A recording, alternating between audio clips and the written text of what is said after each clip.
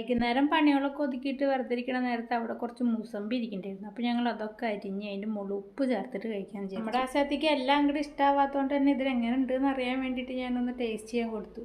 ഗതികേട് കൊണ്ട് സൂപ്പറാന്ന് പറയണ പോലെ എനിക്ക് ആദ്യം തോന്നിച്ചാലും പക്ഷെ ഇഷ്ടപ്പെട്ടു. തന്നെ കഴിക്കാൻ വേണ്ടിയിട്ട് പിടിച്ച് വലിക്കുകയായിരുന്നു. പഠിക്കണ കാലത്ത് എൻ്റെ ഒരു ഫ്രണ്ട്, അത് മുസ്ലിം ഫ്രണ്ട്, പറഞ്ഞെന്താണ് അവർ നോമ്പ് തുറക്കുന്ന ടൈമിൽ ഇങ്ങനെയാണ് മുസമ്പി കഴിക്കുക.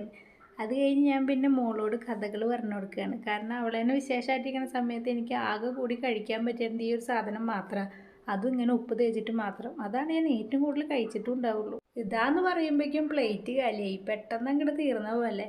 ഞങ്ങൾക്കൊന്നും ആയില്ല. അതിൻ്റെ സങ്കടത്തിൽ രണ്ടാളും മുഖത്തോട് മുഖം നോക്കി ചിരിക്കുകയാണ്. അങ്ങനെ ഇരിക്കുമ്പോൾ അതാ അച്ഛൻ വരണു പൊറോട്ടയൊക്കെ ആയിട്ട്. അപ്പോൾ പിന്നെ അതൊരു മുതൽക്കൂട്ടായി. ബാക്കി സ്ഥലത്തേക്ക് ഓരോ പൊറോട്ടയും വെച്ച് കഴിച്ചു.